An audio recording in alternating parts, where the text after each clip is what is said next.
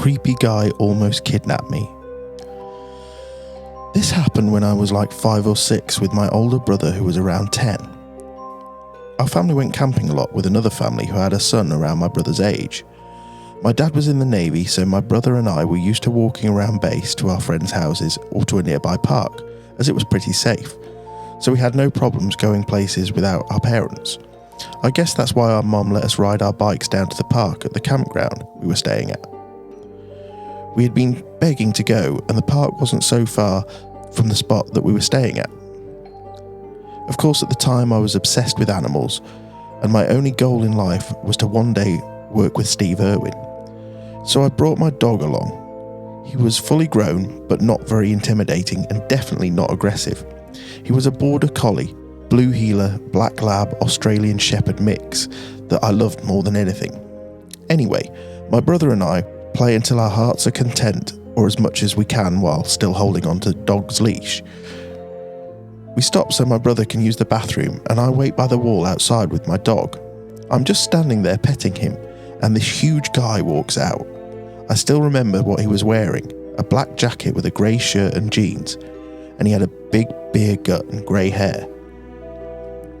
My dog, who had never even looked at someone funny before, picked up his ears and stared at the guy, hair standing up and in attack position.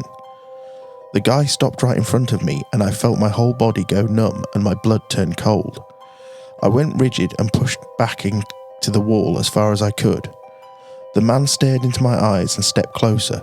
My dog practically looked rabid at this point, tail up, foaming at the mouth, hair standing up like a cartoon cat and growling and snarling like nothing I'd ever heard before. The man looked at me for a while, then to my dog. I still remember his eyes, brown but somewhat glossed over. They almost sparkled. My dog stepped towards him and he backed away, eventually turning and continuing on. My brother came out after the guy was gone, and I told him there was a stranger or something, and he told me the guy had been staring at him too while he was drying his hands. We decided to go back to our camper after that, and we never told our parents because we thought we'd probably get in trouble or something. Stupid, I know, but I was 5. I've never stopped wondering what would have happened if my dog hadn't been there. He died a little over a year ago, and that was the only time he'd ever shown aggression like that. They say animals always know, and I believe that completely. I also think now that that guy may have been waiting in the bathroom for kids to show up or something, and didn't do anything to my brother because he didn't know if there were adults right outside. Then when he saw I was the only person there, he tried to make a move. Anyway, to the guy who would have done who knows what with me, let's not meet.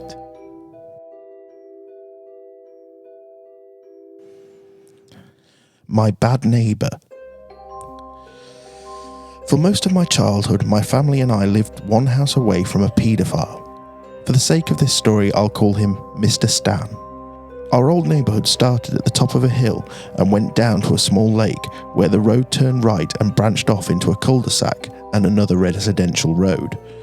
Mr. Stan's house was at the top of the hill and ours was in the middle. Mr. Stan lived in the neighbourhood long before we moved in. It's hard for me to remember any vivid details about him as I was very young at the time, but what I do remember is that every time he saw us, his face would scrunch up as if he smelled something terrible. There was one house between his place and ours, something I am very grateful for. I don't know what life would have been like if we had lived right next door to him. Right from when we were little, my parents were very strict about walking past Mr. Stan's house.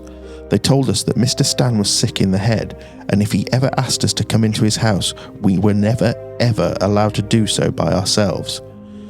For years, no one told us exactly why Mr. Stan was bad, but we didn't need details, we just knew to avoid him.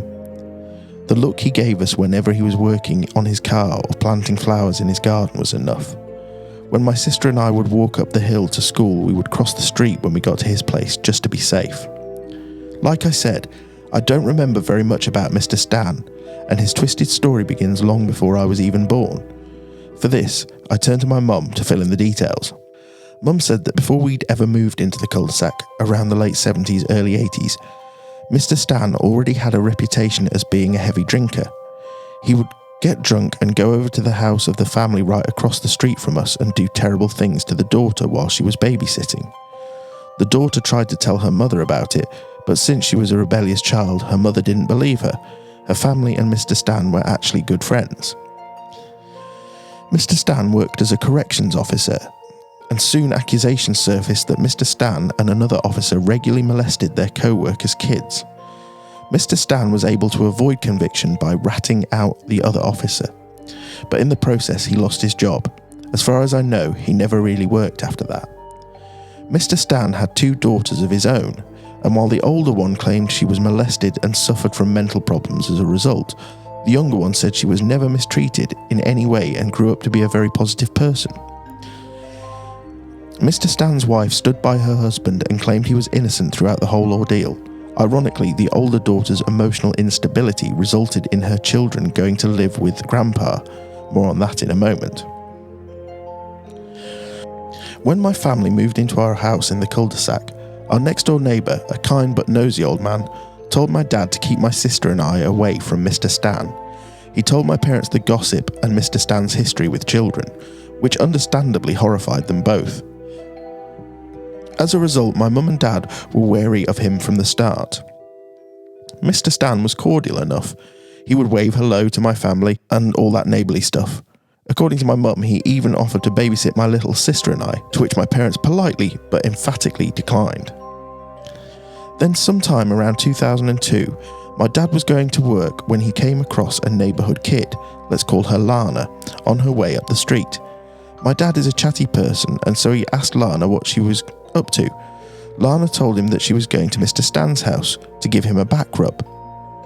Dad knew that something was off, so he told Lana's parents. To his surprise, they weren't alarmed at all and said that sort of thing happened all the time. According to Mum, when Lana was older, Dad asked her if Mr. Stan ever acted inappropriately towards her during these visits, and her answer was definitely. When my sister was in kindergarten and I was in grade 3, Mr. Stan's grandkids came to live with him and his wife for reasons I mentioned earlier. My parents couldn't believe this was allowed by anyone, especially considering the allegations and neighbourhood gossip around Mr. Stan.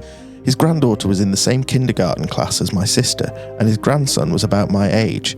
Mum told me that it was so disturbing to see the sweet little grandchildren at school every day and know what was probably going on behind closed doors.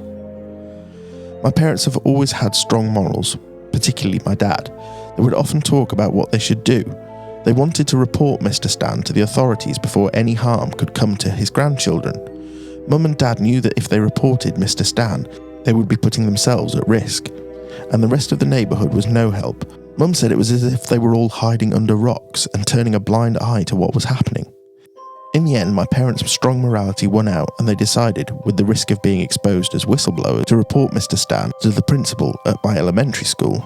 The principal, in turn, called the ministry, who sent people to Mr. Stan's house for a home visit and investigations. In the end, it was decided that the grandchildren would be removed from Mr. Stan's house. Mum isn't sure how it happened, but somehow it was leaked that my parents were the ones who had reported Mr. Stan as a child molester. She thinks Lana's family may have had a hand in it. And as Mum put it, that's when the real fun began.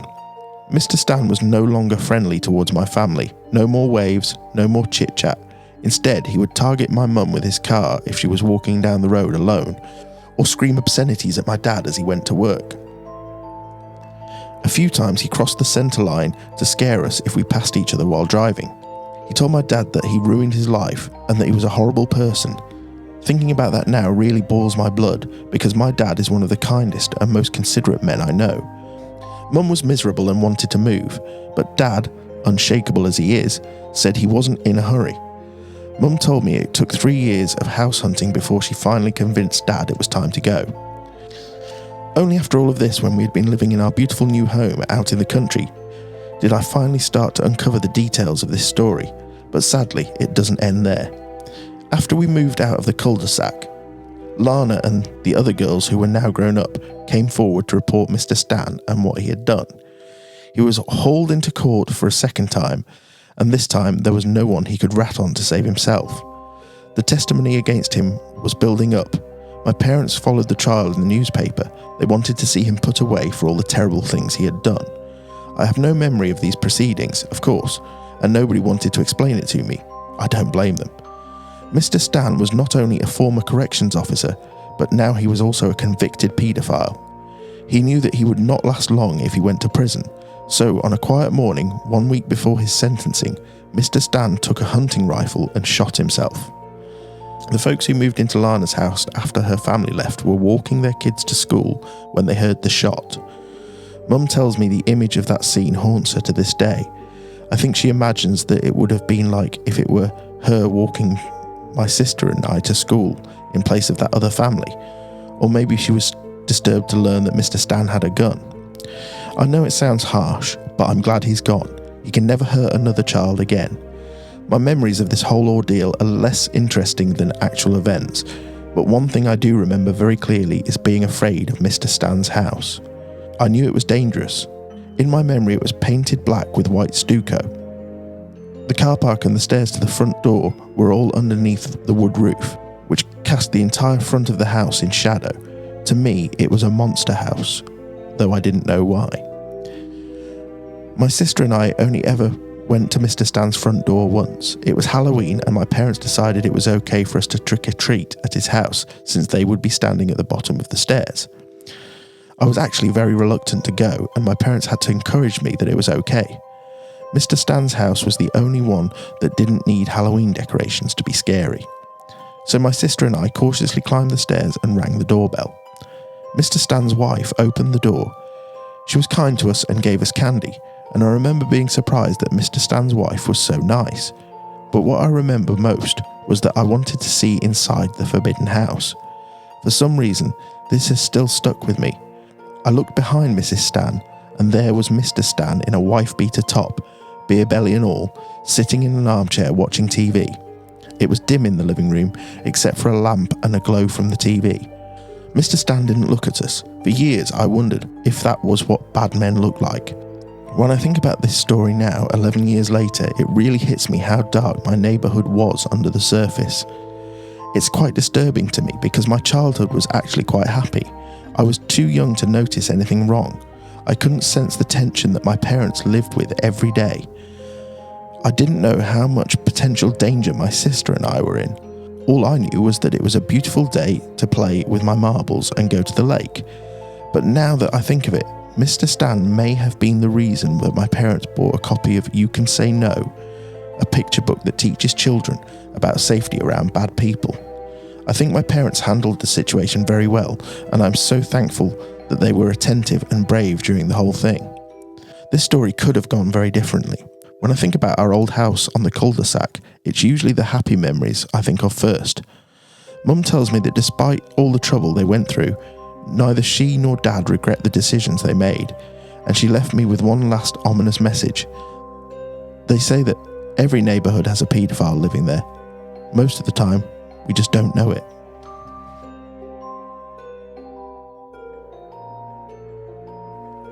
Threatening entity, possible possession. I'll start off with explaining my family and living situation. My wife and I have 3 children. Her daughter who is 7, my son who is 9, and her son who is 10. We don't have any children together. My wife and I share a bedroom, her daughter has her own room, and our boys share a room with a bunk bed. Her son sleeps on the bottom, and my son sleeps on the top bunk. They are all 3 with us full time and visit their other parents every other weekend. My son has always had some behavioural issues that stemmed from us living with my parents for some time, and the things they allowed him to get away with when they were watching him.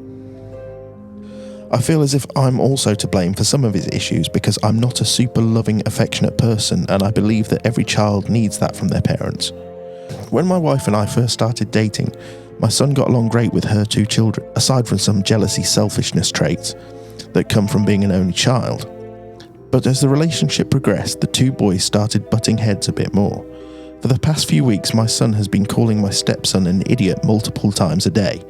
He gets in trouble for doing this, and when asked why he chose to call names, he says he doesn't know and tears up like he's confused.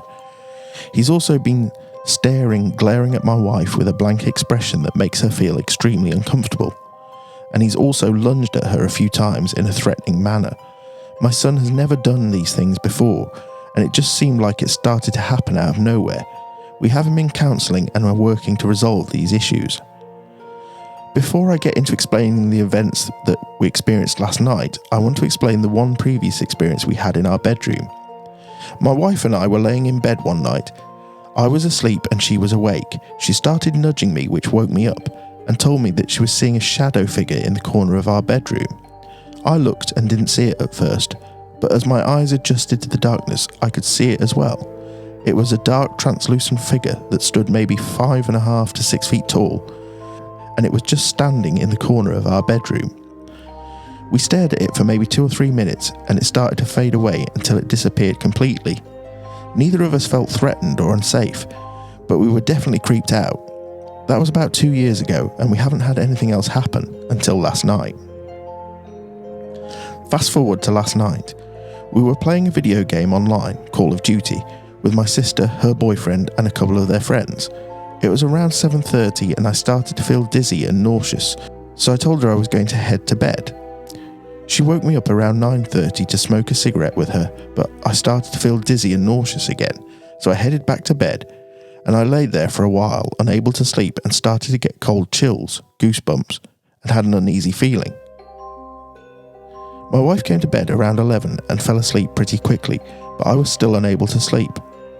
I laid in bed for what I assume was about half an hour and started to hear thumping, tapping around our house. Some noises were in our bedroom, some sounded like they came from the kitchen, and some were from the kids' bedrooms, etc. I then heard what sounded like one of our kids walk down the hallway and into the hallway bathroom and slam the door. I thought that was odd because none of our kids slam doors, and they don't usually wake up in the middle of the night to use the bathroom. I started to hear light talking, whispering almost, and then I heard a female voice say, "My name. Do you want to go do that thing?" I thought it was my wife asking me to go smoke, so I attempted to roll over and ask her why, but I was unable to move or talk. I started to think that I was experiencing sleep paralysis, which I've never had before, but I knew that I was definitely awake. I thought about some things I've read on Reddit and other places online about commanding spirits, entities to leave my home. I was finally able to say, "Leave me alone," and when I did, I saw a light flash in our bedroom window and saw something drop from about shoulder height onto the floor, which made a loud thump sound. It reminded me of someone dropping a cell phone or TV remote. I started to freak out but was finally able to move, so I shook my wife's arm to wake her up. I had her turn on the phone light and nothing was there. I got up and turned our bedroom light to start looking for whatever was dropped. Once again, nothing was there. I explained what had happened to my wife, and she was obviously scared at this point. We laid in bed for a few minutes and started to hear thumping noises coming from the boys' room, where all 3 of our children were sleeping. So I got up, turned the light on, and checked on them, but they were all asleep. I laid back in bed, and a few minutes later, we heard something fall in the boys' room. I got up, turned the lights back on, and saw that a book had fallen off the top bunk onto the floor. But the book was open, face down on the floor. Think of it as an A, with the spine facing up, and the 4 edges of the book touching the floor. The books were about 2 feet away from his feet at the foot of the bed, so I didn't think he would have been able to knock either of them. Her 2 children woke up when I was about to leave the room and followed me to our bedroom, so we let them sleep on the floor. I must have fallen back to sleep, but a few minutes later I woke up to my wife hyperventilating, and she said that she had looked at the same corner of our room and saw the figure again, but this time it was standing over her 2 children in the middle of the room. I looked but couldn't see it, and she said it had vanished again. We heard a few more thumps and thuds throughout the night, but nothing else happened that I could consider extreme. My wife seems to think something may have attached to or possessed my son, taking his behaviour into account, and I'm scared for the safety of my son and my family in general. Our neighbour is the pastor of our local church, and I'm going to speak with him after work tonight to see if he is willing to come bless our house and see what his thoughts are. But at this time, we are scared to go back to our home because of what happened last night.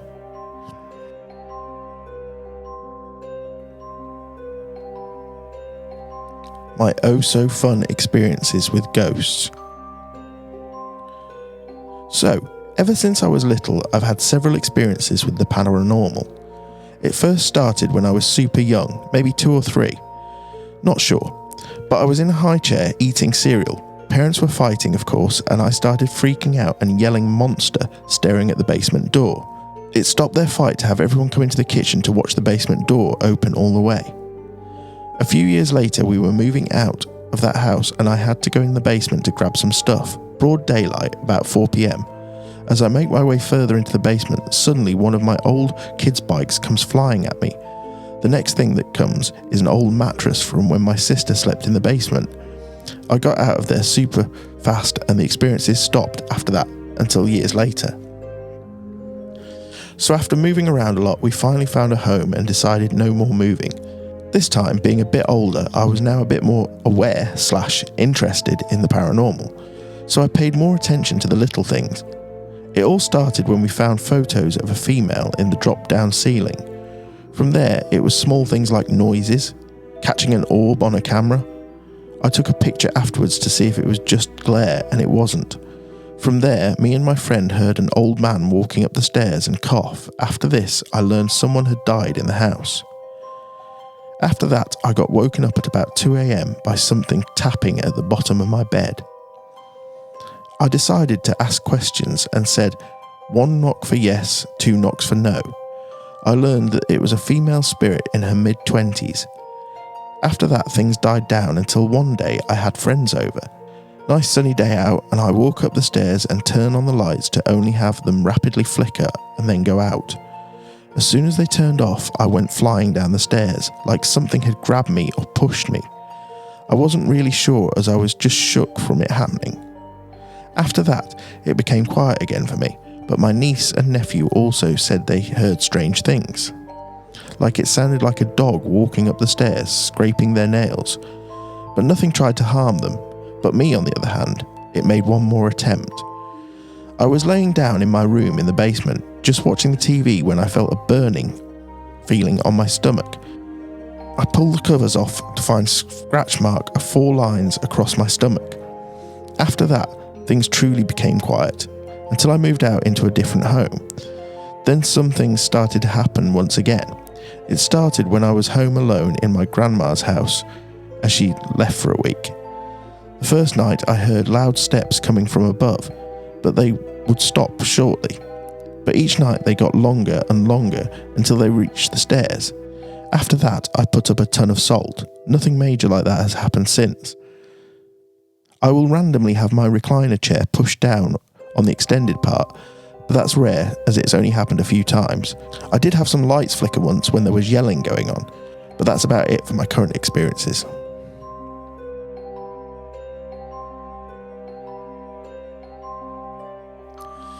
Haunted childhood home.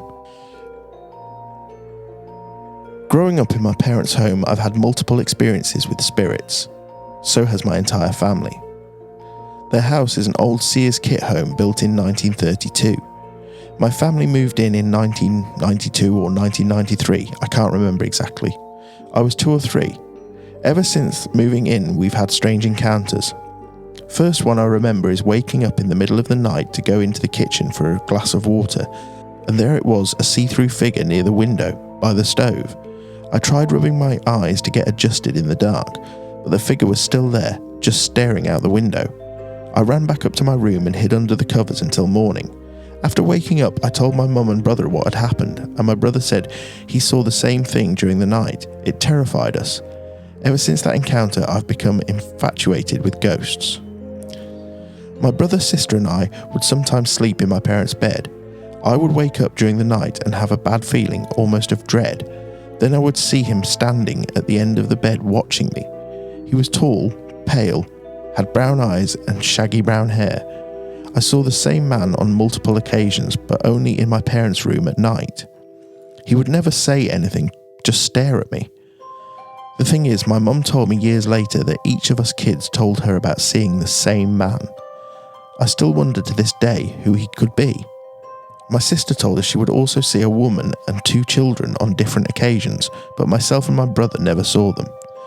My mum also had experiences in her bedroom, but she never sees anyone. As soon as she'll lay down to sleep, the shades will move in the room, but as soon as she sits up to see what it is, it stops. The air vent isn't on, the windows aren't cracked open. It always happens when she's alone in the bedroom trying to sleep.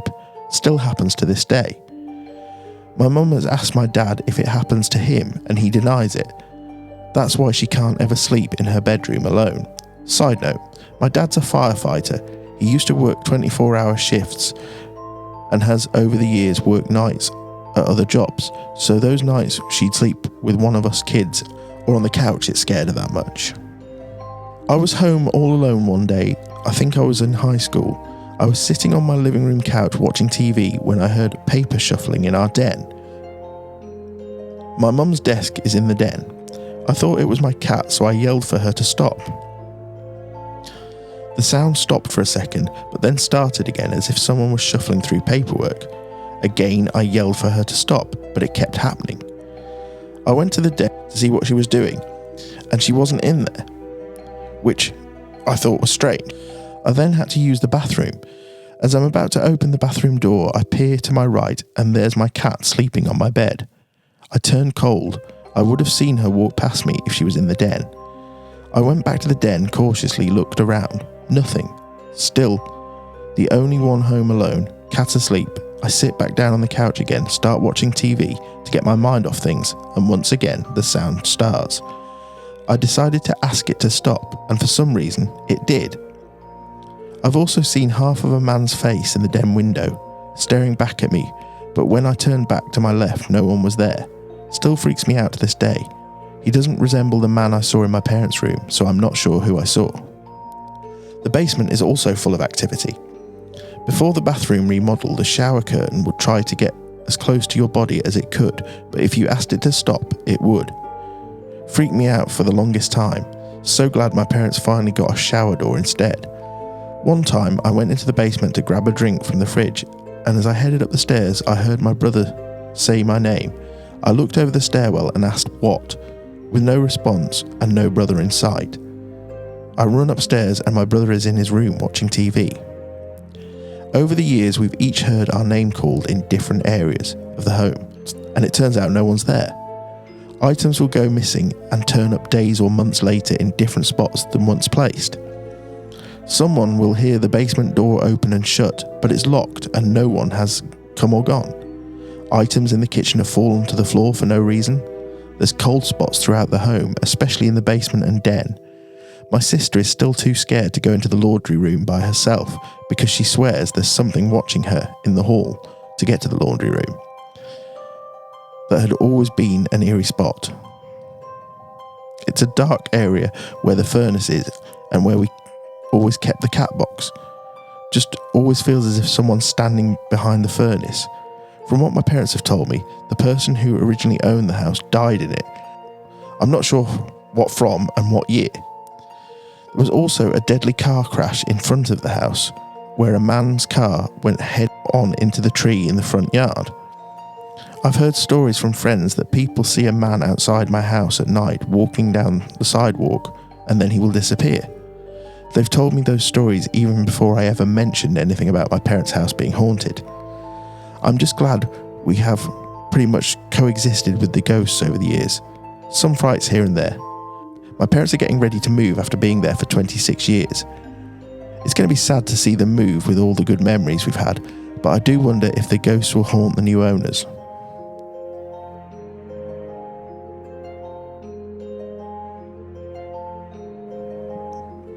True Home Alone horror. This is quite a mystery.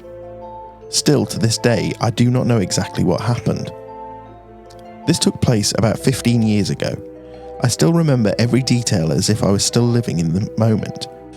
At the time, I was the second oldest of 5, with a wonderful dog named Princess Leia, rest in peace. My sister being 12, and I being 10. My parents left us to go meet up with friends. My brother and sisters were gone staying at different places. My sister and I were the only ones in the house. We lived in a small, safe town, at least when we were younger, we believed that. My sister's name is Brooke. We've always had a lot of fun when it was just the two of us. We were in dance classes and enjoyed them so much that we'd practiced or come up with new dances while blaring music throughout the house.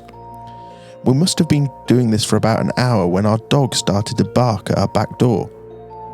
We couldn't see Leia and we couldn't see the back door. My sister started feeling creeped out trying to get our dog to stop. I finally paused the music. We both yelled at Leia to stop and to come to us, and we moved so we could see her. She was still locked at the back door, barking viciously. We'd never heard her bark that way before. My sister convinced me to go get her. As I turned the corner, I froze. I looked at Brooke, still in her eyesight, and started to cry. The back door was open. She screamed, "Oh my God!" She grabbed her phone that was sitting next to the computer. I tried to get Leia and headed to the bathroom. She wouldn't stop barking. I couldn't get her to budge, so we left her. We ran into the bathroom, this tiny half bath. We looked at the door, crying at each other, thinking, what are we going to do? I told her we should climb on the built-in sink, where if someone would shoot through the door, we wouldn't get it. Our mother watches a lot of crime TV, so we climbed onto the counter and she called my mom. Had to have called at least 10 times with no answer.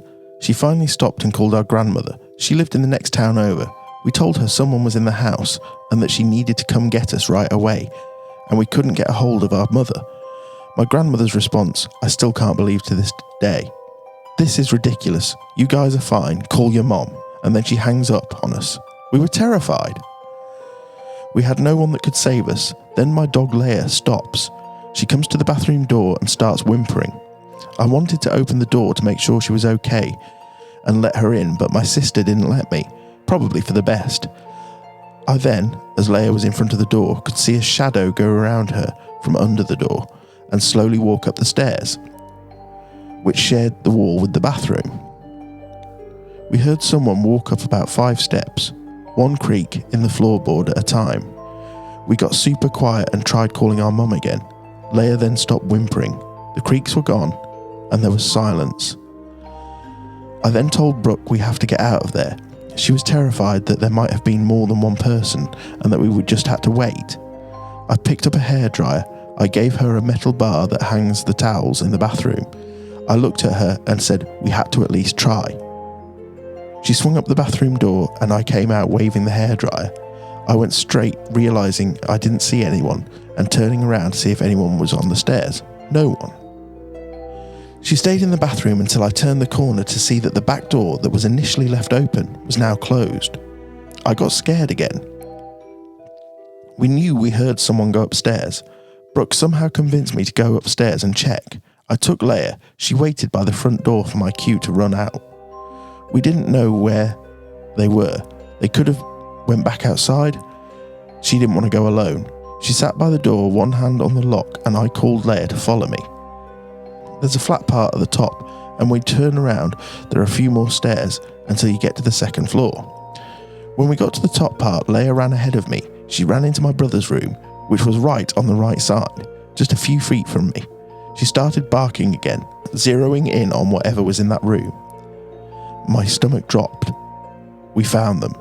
I yelled for Leia once again, crying. I got her to stop and we ran downstairs together while yelling, "Brooke, open the door now!" As soon as she saw me coming, she opened the door and we ran out the front door. As we were running, we see my mother's car. We followed it back to the house. We didn't use the garage, but they parked in front of it. We followed it all the way back. They were out by the time we caught up to it. We were crying and trying to tell them what had happened. Our dad reassured us it was all in our head. We refused to go inside until he checked. He said we would all check it out together. We walked back into the door that we knew had already been closed again. We walked through the kitchen, through the dining room, into the living room where the front door was, and seeing that the front door was also now shut. We looked at each other puzzled, knowing neither of us shut the door behind us. We told them, "When you pulled in, the door was open, didn't you see?" They shook it off, saying they didn't pay attention. I told my dad to look in my brother's room just in case. Not all of them were gone. He said he looked in every room, under everything, in everything. There was nothing. Brooke and I knew someone was in our home. What would have happened if I went into the kitchen to shut the door? Or if I just opened the bathroom door and let Leia in like I wanted? Or if I even went into my brother's room to see who Leia had cornered and wouldn't stop barking at? I will never know. Some days I wish I would have. Just to see who it was or what it was. Other days, I'm thankful I never did. We don't know what could have happened to us. I know we were lucky to make it out that night.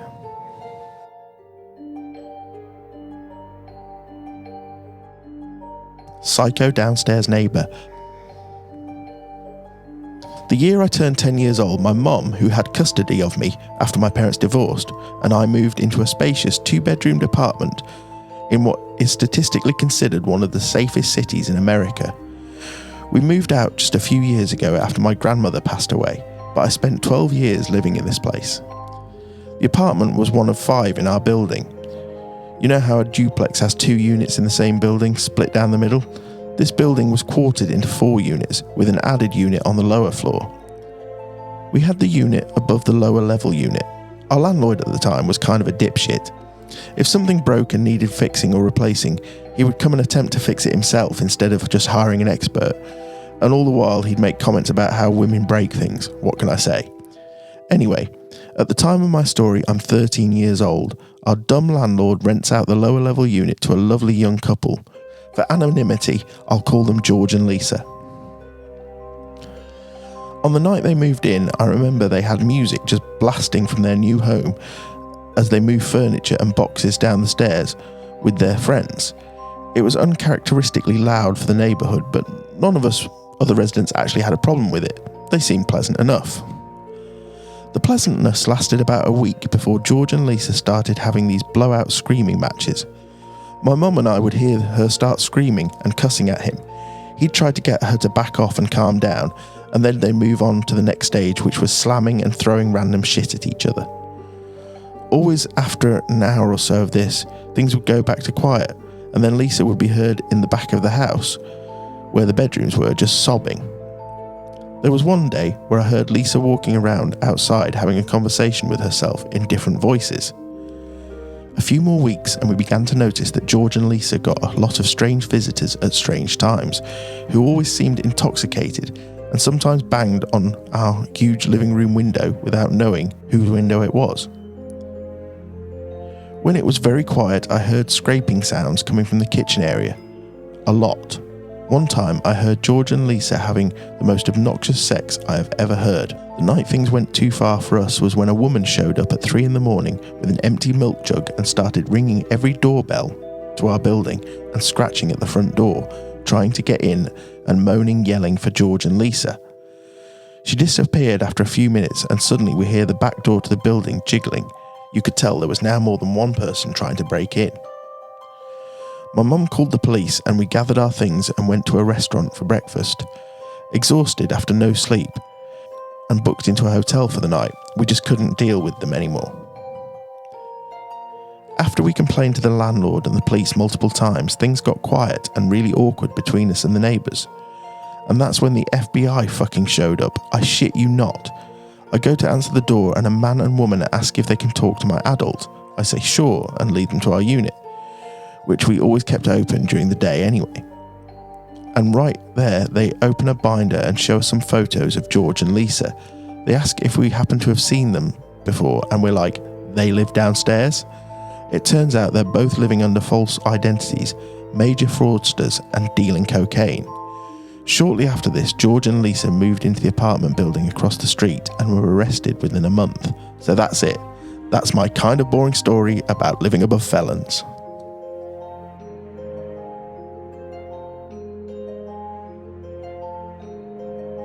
Robbery and attempted break-in. I apologise for the length and the obligatory I'm writing this on my phone. This is a memory that keeps popping up in my head.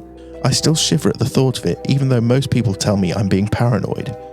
I think they're saying that to make me feel better, but so far it hasn't worked.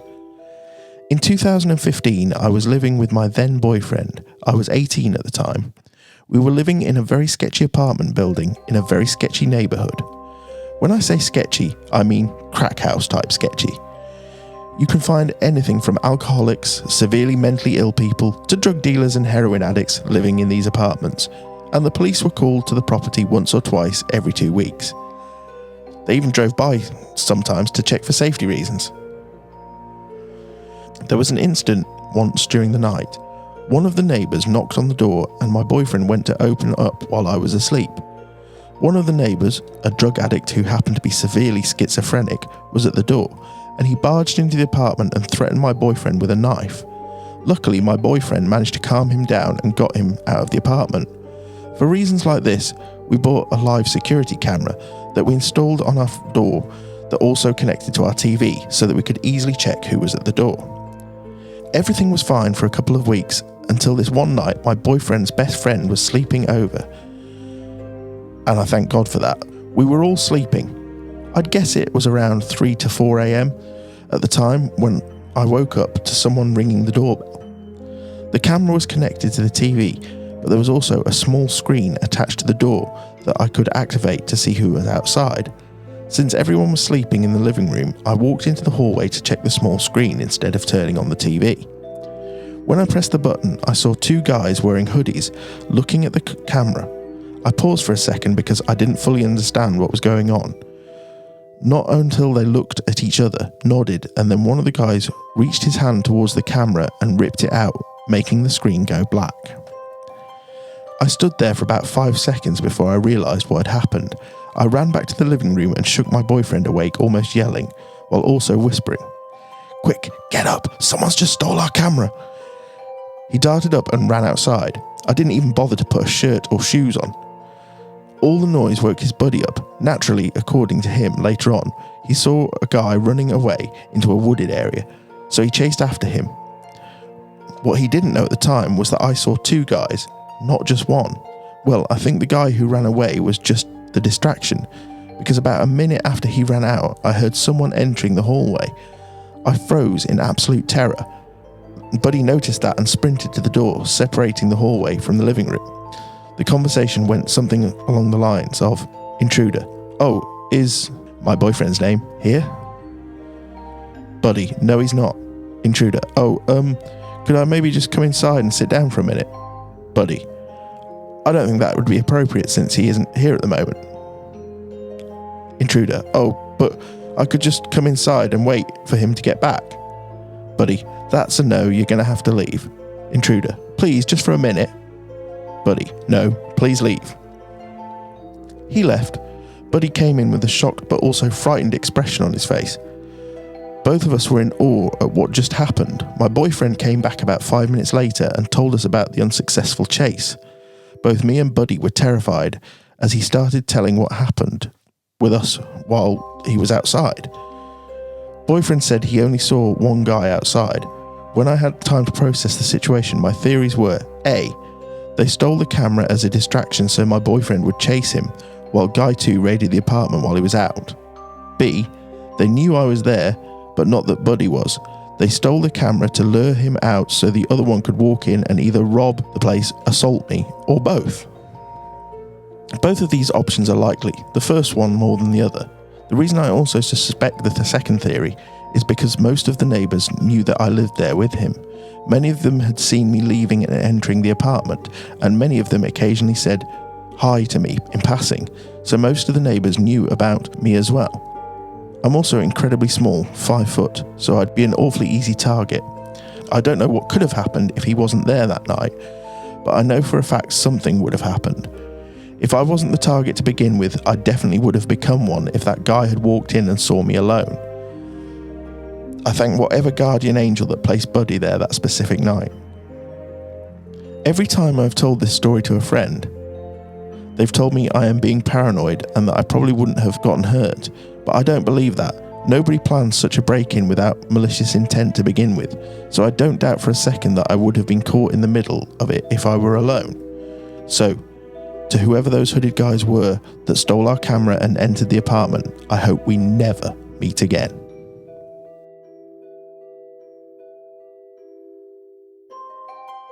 The basement door. We moved into a new house right after my 10th birthday. I'm the second oldest of 7. At the time, there was only 6 of us. When we moved in, my younger brother was incredibly scared of our basement. Every night before he'd go to bed, he'd lock the basement door and the back door that's in the kitchen, right next to each other. We were all making fun of him, like siblings do. After a couple of years, I soon learned why. My next door neighbour ran a daycare. Our bus stop was about 4 blocks from our house, and we walked with the daycare kids and had to leave by 7:15 a.m. My dad had to be at work at 7 a.m, so he'd wake us up before he left. My older sister had stayed at a friend's house, so this particular morning, my brother, Buddy, and I were the only ones up in the house. We got around and went to the kitchen to make our lunches for school. In the middle of making lunch, we heard a knock. We both went to the back door thinking it was one of the kids that was trying to scare us. We looked through the door windows and no one was there. After a minute, we went back to our lunches. A couple of minutes later, we heard the knock again. At this point, we felt uneasy. We both went back to the door and still no one was there. This time we decided to wait. Suddenly we heard it again. We realised it wasn't the back door, it was the basement door. We both turned to our right, looking directly at the basement door when it started shaking. Someone was trying to open the door, and when they couldn't, they started pounding on it very aggressively. We screamed and ran to our mother's room. We woke our mum up and she came downstairs angry for us waking her up. We waited at the top of the stairs for her to check the basement out. She was down there for a few minutes and called us down. There was nothing and no one. There was no way other than the basement door from the kitchen to get into the basement. Since the door was locked, we knew if it was a person, they would have been stuck down there. After that morning, we started making our lunches before going to bed and avoided the basement altogether. About a year later, my brother had a friend over and it happened again. I wasn't there to tell the story, but now, 13 years later, it hasn't happened again, and yes, my family still lives in the house.